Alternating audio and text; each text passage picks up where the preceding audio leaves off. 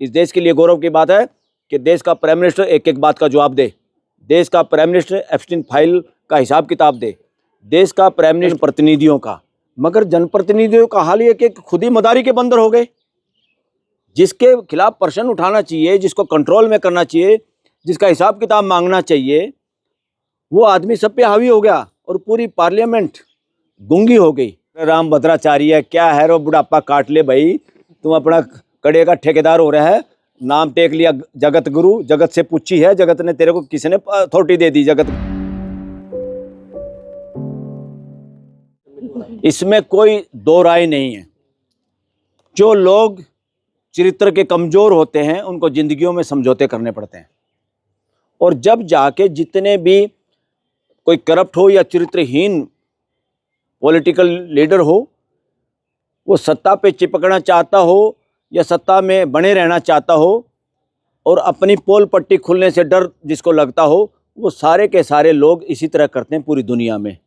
ये कोई rocket science नहीं है। तो जिन बातों का जवाब देना चाहिए, एक देश का राष्ट्रपति जहाँ एक डेमोक्रेसी है, वो ये कहता है कि मैं नरेंद्र मोदी का करियर खराब कर सकता हूँ, करना नहीं चाहता, इस तरह का बयान दे दिया तो बचा क्या है? इससे पता चलता है 145 करोड़ कितने संवेदनहीन हो सकते हैं जिनके प्राइम मिनिस्टर को, जिस देश के प्राइम मिनिस्टर को इस तरह की कोई बात कह देता है।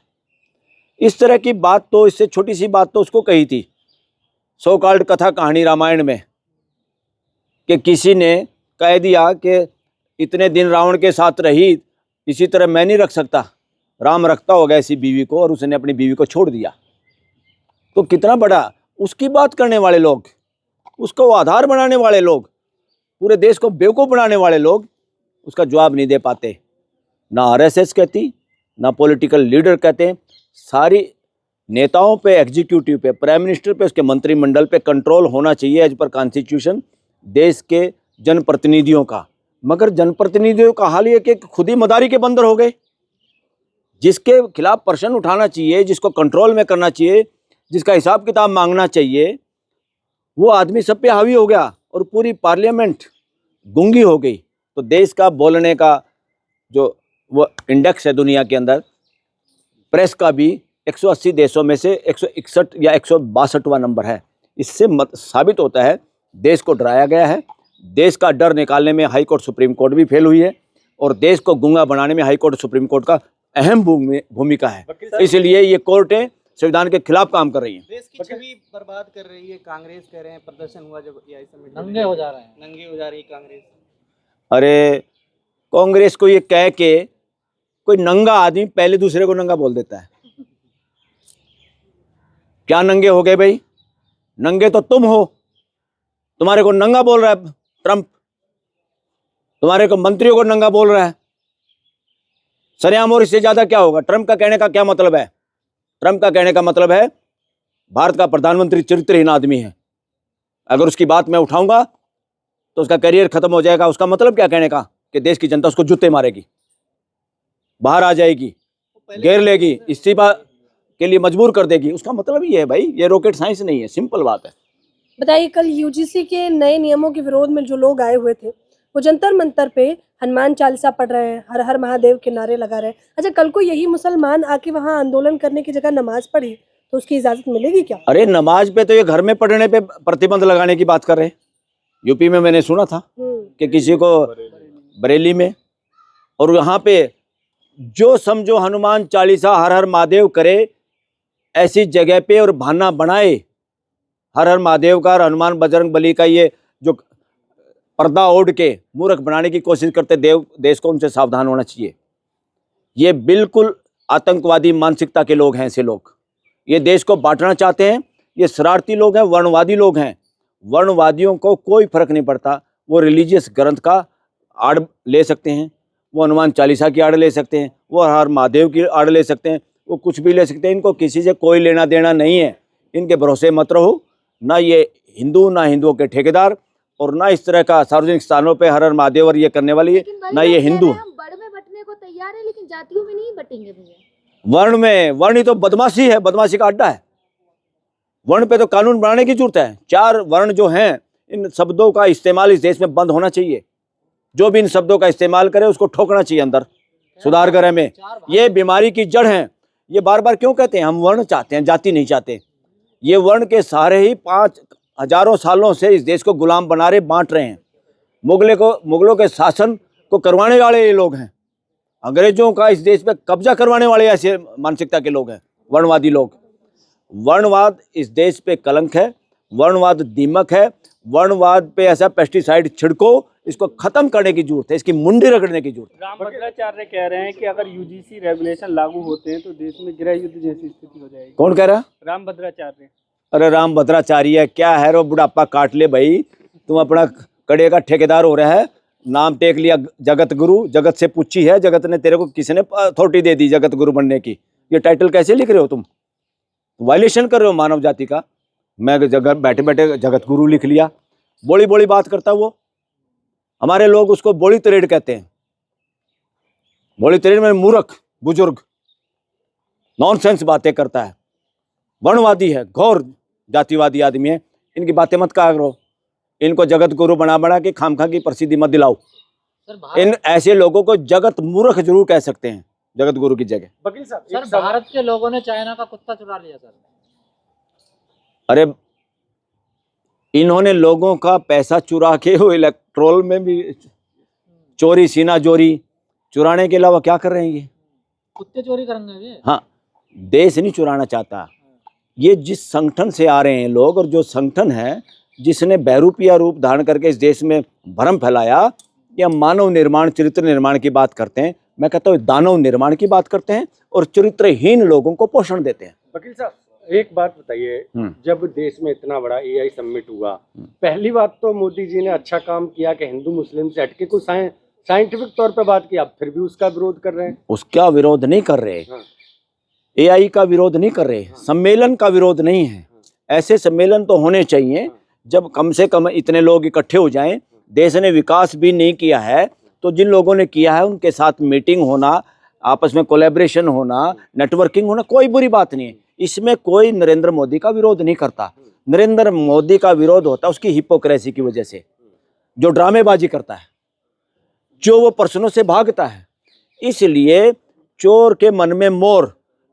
कभी भी देश डेमोक्रेसी में हर आदमी, खास तौर पे प्राइम मिनिस्टर तो सबसे ज़्यादा जवाबदेही की पोस्ट है, उस पर वो आदमी बैठा हुआ है, कभी भी प्रश्नों के उत्तर नहीं देता, पार्लियामेंट में सामना नहीं करता, पार्लियामेंट से भाग के विदेश में भाग जाता है।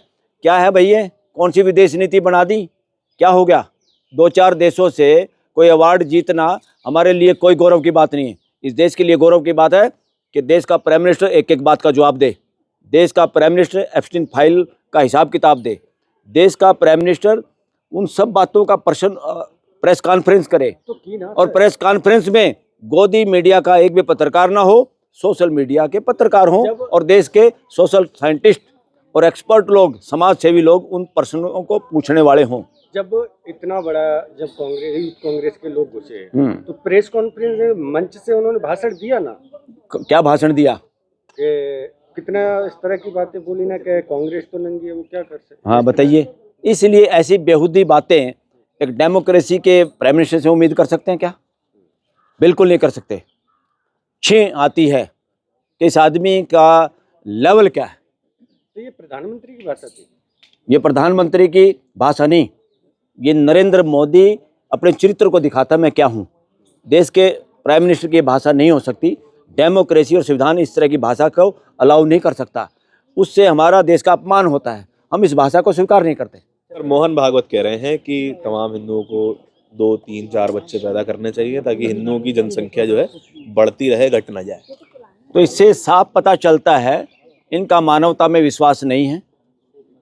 इससे साफ पता चलता है इनका देश का संविधान में विश्वास नहीं है। बात करते हैं वसुदेव कुटुंबकम। जब वसुदेव कुटुंबकम की बात आ गई तो हिंदू मुसलमान या जाति कहाँ से आई, उसका प्रश्न ही नहीं उठता। फिर बच्चे 2 पैदा करें या 1 करें या नहीं करें या 3 करें 4 करें, ये अर्थमेटिक कहाँ से पैदा होता है? इससे पता चलता है ये मैसेज देश और दुनिया के लिए नहीं है। देश और दुनिया के लिए तो खतरनाक है। ये मैसेज दरअसल उन्होंने वर्णवादियों के लिए दिया है। आप गलतफहमी में ना रहें। मेजॉरिटी लोगों को वो हिंदू की कैटेगरी में मानते नहीं, और इसलिए मैं बार बार कहता हूँ आप उनको हिंदू मत मानो, वो हिंदू नहीं है और वो अपने आप को हिंदू भी नहीं मानते। उनके मैसेज में, उनकी बातों में गूढ़ रहस्य होता है, वर्णवादी लोग उसको आसानी से समझते हैं और आप लोग इधर उधर की बातें करते रहते हो। उसका मकसद है वर्णवादियों के लिए कि बच्चे पैदा करो। मैं इसको सिंपल भाषा में कहूं तो उनका विश्वास हिंसा में है। उनको कोई डर सता रहा है कि जो शोषण हम कर रहे हैं, जो शोषण चल रहा है, जो शोषण का आधार वर्णवादी कुव्यवस्था है और वर्णवादी कथा कहानियाँ ग्रंथ हैं जिनको हिंदू ग्रंथ के नाम से परोसा जा रहा है और आज तक परोसा गया। दुनिया और देश गलतफहमी में है। ना तो वो ग्रंथ कथा कहानियाँ हिंदू ग्रंथ हैं, ना उनकी बात पूरे समाज के लिए है, पूरे देश के लिए है। हिमालय से नीचे, सिंधु नदी से नीचे जितने लोग 145 करोड़ रहते हैं, अगर विदेशियों ने उनके लिए हिंदू शब्द यूज भी कर दिया सिंधु की बजाय, सिंधु के नीचे रहने वाले लोग, तो फिर हिंदू और मुसलमान अलग कहाँ हो गया? उस हिंदू का मतलब तो मानवता से था। कौन इंसान इस साइड में रहते हैं? और जब भी चोर को चोरी करनी हो, बदमाश को बदमाशी करनी हो, वो गिरगिट की तरह रंग बदल बदल के आता। देश को अभी भी समझने की जरूरत है क्या? कितनी और समझदारी चाहिए?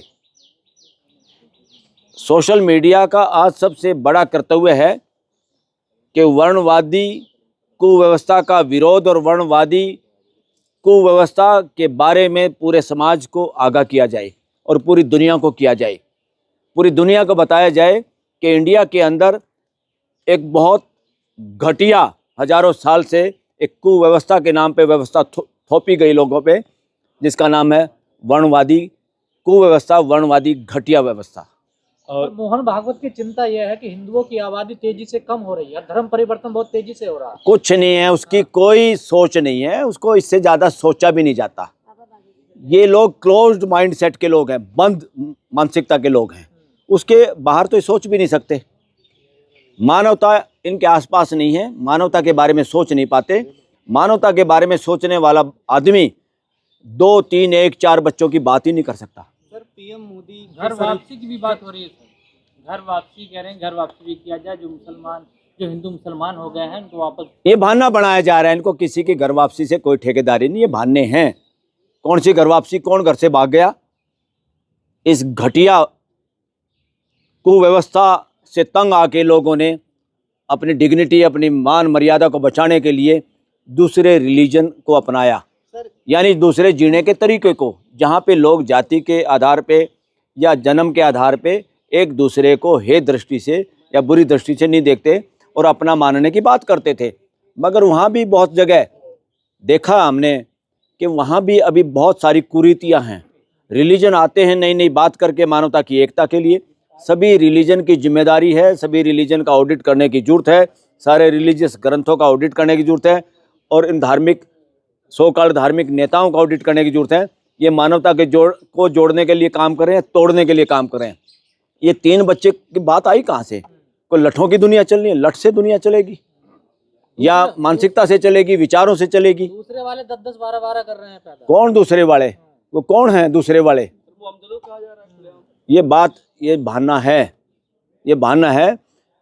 जो समाज, किसी भी समाज के जो लोग एजुकेशन में या कि सामाजिकता की वजह से पिछड़े हुए हैं, जो मुख्य धारा में शामिल नहीं हैं, शिक्षा में कमज़ोर हैं, जिन लोगों के लिए अभी एजुकेशन का इतना महत्व नहीं है किसी वजह से, वो किसी भी जाति, किसी भी रिलीजन में उनके बच्चे ज़्यादा हैं। इसमें कोई दो राय नहीं है। और इसमें खाली मुसलमानों को दोष देना नॉनसेंस है। जो इस तरह की बात करते हैं वो भाग भाग के आएंगे, पूरे समाज को गुमराह करने वाले हैं। पूरा समाज को खड़े हो जाओ, सब कहो अरे भागवत, तेरी बातों की, तेरी समझदारी की इस देश को जरूरत नहीं है, हमें जरूरत नहीं है, अपनों को समझा ले तू। सीधा वर्णवादियों का ये इनका जो भी बयान होता है वो वर्णवादियों के लिए है, आपके लिए नहीं है, देश के लिए नहीं है। खबरों में बने रहने के लिए फोरम 4 को सब्सक्राइब करें और नोटिफिकेशन पाने के लिए बेल आइकन दबाएं।